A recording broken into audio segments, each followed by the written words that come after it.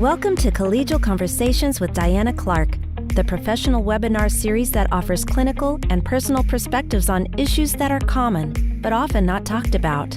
Here is today's Collegial Conversation. Thank you to our listeners for tuning in for Collegial Conversation with Diana Clark. Today, joining Diana is Joni Ogle, CEO of Transcend Recovery Community and the Heights Treatment. Joni has over 25 years of clinical experience, management, and leadership in working with adults and young adults suffering with addiction and trauma. She's a licensed clinical social worker and a certified sex addiction therapist with additional training in recreational therapy, PM Melody's post-induction therapy, and Dr. Brene Brown's The Daring Way Shame Resilience curriculum. Joni is joining Diana today to talk about how one can seek help for sex addiction and regain control of behaviors and impulsions to begin the healing process. Thank you so much for joining us today, Joni. I am now going to pass the conversation over to Diana. Thank you, Laura. Thank you, Laura. Joni, it's an honor to have you here. I know you're a busy person, and I am thrilled that we're going to be talking about one of my favorite subjects that people don't like to talk about, or at least don't like to talk about outside of the bedroom or beyond the age of 21. So let's talk about sex, and let's start with the idea of that language matters. So when we're talking about sex addiction, what are we talking about? And is that an appropriate use of the word addiction at this point? Yeah, I think that using the word addiction helps people understand that it is an addiction, because that's controversial, right? I hear a lot, like, I don't want to call it a sexual addiction because it lets them off the hook. And I've never really understood that, because I'm like, well, it actually doesn't excuse the behavior. It actually means there's a program for it that they need to be really responsible and attentive to. So just saying it lets them off the hook, it absolutely doesn't do that. But it does describe it as an addiction, as a behavior, a compulsive behavior that we continue to do in the face of harmful consequences. And that really is it in a nutshell, right? We continue to do it in the face of harmful consequences. Got it. So we can talk about the letting somebody off the hook. If shame and blame and judgment worked, we wouldn't have single issue with addiction in our culture. It doesn't work. Isn't that the Let's truth? talk about something more productive than those concepts. Those strategies aren't working. Right. So who usually seeks out treatment for sexually compulsive behavior? Is it the individual, or is it the spouse or partner? Do you know, in the 20 years I've been doing this work, specifically sex addiction, because I've been a therapist for a long time, but in this year, there's only one time that the actual sex addict was seeking help for themselves, that it wasn't motivated by the threat of a lost relationship. One time. So I think that speaks volumes in terms of talk about shame. Working with sex addiction is some of the most shameful acts that a person does. And this is their words, not mine. They feel the intensity of the shame around what they do, because not only is it's the difference between drugs and alcohol and pretty much, well, there were probably others that would be this impactful, but it is so impactful on the family, and it's so impactful on their partner, that the degree of shame, and then actually the severity of the acting out, right? Because it's like any addiction, the addiction gets higher and higher risk. So it's more, it progresses higher and higher. You need more and more and more, right? And then as they're doing that, the exposure of what they're doing to their partner and their family, or there could be other families involved as well. So it makes it really complicated. But typically to go back to the original question, how people end up in my office is because of the fused relationship. Something has happened. Their partner has found out, or they have been caught and discovered, and or their boss, right? If it's pornography, sometimes their boss has found that pornography is prevalent on their work computer, something like that. So in many other substance use disorders or other compulsive disorders, we get calls from parents. You Yes. probably don't get as many calls from parents. I don't. I will say during the pandemic, I definitely have gotten more calls from parents about finding their kids looking at pornography. Typically it's been adolescent boys, but that's not, there have been some adolescent girls too, but typically it's adolescent boys whose mothers have ended up calling. That makes sense. Concern. So I want to tease this out just a little bit more. We live in a culture that applauds that, right? On social media and Instagram, being sexy or seen as a sex object, whether that be for men or women or people who identify in other ways, that we are viewed and portrayed that way constantly. Yes.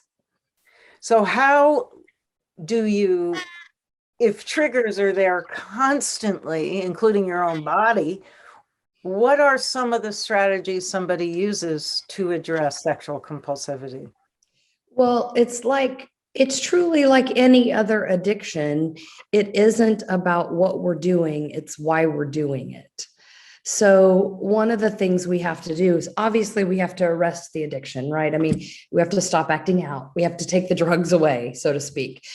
But really, we have to look at why we're doing what we're doing and what we're medicating. And as we begin to address the trauma, they go hand in hand. You can't, I talk about this all the time, because if you don't address the trauma, then they're going to act out when they leave you, right? If you address the trauma too soon, then they're going to act out. So there's a finessing of kind of merging the two and helping the client really understand what they're medicating and why they are, and getting them sober and safe before you do address that. And that can happen in, varying degrees of treatment, residential, in our supportive living, in our outpatient program. You can do it in numerous ways, depending on the degree of their acting out, actually, and to what extent they can keep themselves safe and accountable, as well as having an accountability program. So we talk about the intersection of trauma and sexually compulsive behavior. Is the trauma by and large of a sexual nature that gets acted out in that way, in your experience, or not necessarily? No, in fact, I want to say that it's like 78% or 83%. It's high. I wish I would have looked right before this, but I wanted it to be really organic. But I believe it's emotional, mainly emotional abuse. Is what is really behind sex addiction, believe it or not. And it typically has been with an opposite parent, an opposite sex parent, meaning if I was an acting out male, sexually acting out male, there was like a surrogate spouse type relationship with their mother. So and it can be father too, but it typically is emotional abuse. And then somewhere along the line, they discovered sex, right? And it could have been through masturbation, which mostly it was, as a form of medicating the pain that they were feeling. And so then it just became just like anything else. It's just like if you're feeling a lot of pain and you pick up a beer or you pick up pot, whatever it is you pick up, and you're like, oh, I'm not feeling pain for this moment. That then you become kind of fused to that medication, right? And that's what happens with compulsive sexually acting out. And then it just escalates from there. So I get it elevates dopamine, it elevates oxytocin in some ways too. Unlike some other substances, you get an oxytocin Right. from that kind of behavior. I know that when I was working with young women, teenage women, they seemed to be seeking that constantly. You know, that's what they were looking for. They translated that into sexual behavior, but mostly they were looking for something else initially. Is that your experience as well? Yes. Oftentimes we have to tease out, is it sex addiction or is it love addiction or is it a combo of both? Because oftentimes it may end up in in sexually acting out, but it starts out as an attraction, and that kind of the ritual behind almost every sexual compulsive behavior, there's a ritual. And people will tell you that they may end up actually acting out sexually at 5 o'clock in the afternoon, but it started at 9 that morning. Can you give us an example? Give us a case study or just a hypothetical. Okay. So I'll talk about this. It's kind of a profile of a businessman because it's not specific to any certain one. This would be several. Goes to work, but that morning is feeling stressed. Maybe had a fight with their partner, headed into work, decides, okay, I can set this up to where I have a business dinner, something in the evening. And the whole ritual of then beginning to, let's say he's going to look for a prostitute, beginning to comb the ads, looking up phone numbers. Some people have like notes on them. They will make files on them. And that becomes obsessive too, about really chronologically organizing them and kind of obsessing over that. And many sex addicts will tell you the actual sex addict, the sex act itself is not what that's not fulfilling to them. It's the whole day planning the risky behavior gets more exciting to them than the actual sex act, because truly it's about sex addiction really isn't about sex, right? It's not really about sex. That's just their drug.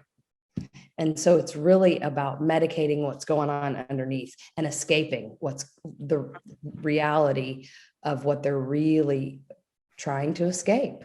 Mm-hmm. Do you see equal numbers of women and men at this point, or is it predominantly a male-dominated disorder still? Definitely have seen more women lately, but it's still typically it is male-dominated. Mm-hmm. Mm-hmm. Women will seek help for love addiction before they would seek help for sex addiction. And sometimes in that, we might tease out that there might be a sex addiction in there as well. But most of the time, it comes in the form of love addiction. So for a woman who comes in for love addiction, what does that look like? And how would you tease out that there might be something else at play on a physical realm? Yeah. Because we typically tend to connect more emotionally, women do, that they will connect, that it's almost, you can figure out if it's really that's the compulsion is really just getting into a new relationship and all of the chemicals that come with the new relationship, right? Or if it really is a means to an end, which am I just grooming the person and myself to where we can just end up having sex. And it's pretty easy to tease out once they get talking about it, but it tends to be easier for them to talk about the pursuit of a relationship than it is the pursuit of sex. I'm not surprised in our culture. Right. Yeah, I get that. So what are the appropriate treatments for the trauma associated? Once somebody is stabilized, once somebody feels safe, what modalities do we look at when we're dealing with trauma? It's the same as treating trauma for anyone. It really depends on what resonates with that particular client and what the trauma is. But we use EMDR for some people. We use somatic experiencing for some people. I do a lot of family origin work because typically there has been some skewed relationships and skewed attachment with sex addiction. So I use Pia Melody's family of origin work a lot. to really look at their relationship with their mother and their relationship with their father. Again, not blaming anyone for that, just really teasing it out so we can see what they are what they're medicating or reenacting. You asked earlier, is it emotional abuse or sexual abuse that most addicts have? If there has been sex abuse in there, we certainly have to tease that out and address that and address the trauma of that. But a lot of times there's, especially for my men clients, there's a lot of they were the hero child. They were kind of the one who their mother relied on a lot. And it just became too much for them, too young. And so we have to address all of that as well. So there's a lot of great trauma modalities for treatment, and it's not a one size fits all. No, I get that. So, and some don't really, like some can't do EMDR, and that's fine. And some don't feel comfortable doing somatic experiencing. So we just really try to figure out what one really resonates with them, and then operate that way. But at the same time, I do want to say what's is equally as important is connection, because most sex addicts, and I would say this for all addiction really, is really a connection issue. It's a true lack of connection of self, and then a lack of connection and love with anyone else, and really, really struggling with that. And the amount of shame that they feel really keeps them from allowing anyone to know them. They want to keep themselves hidden, right? And to do that, you can't just cut off part of yourself. You have to, if you're cutting off part of yourself, you're cutting off all of yourself. And that, I think there's a lot of grief work that comes along with that. Absolutely. What is the crossover between substance use disorders and sexually compulsive behavior or sex addiction? Is there a huge amount that people with sex addiction often have a correlate for substance use disorders? I mean, I can't say it's huge, but certainly alcohol is typically involved. There's not always a chemical addiction to a substance, but it's usually involved, if not recreationally. Now, when we're treating it, obviously, we have them be sober from everything, so we can really get a baseline and get to the bottom of it. But yes, it gets fused together. I mean, methamphetamines and acting out in the gay men's world has been high. It's bled over to, there definitely are some correlations there. Right. Absolutely. I can see that. So anything else you would like people to know about that it's important that we talk about this? What I have observed with clinicians is just as many don't like talking about it as their clients, which then perpetuates the idea that there is shame, right? Yes. So when you do an intake, let's talk about an intake. Let's say it's just presenting off the street. So yes.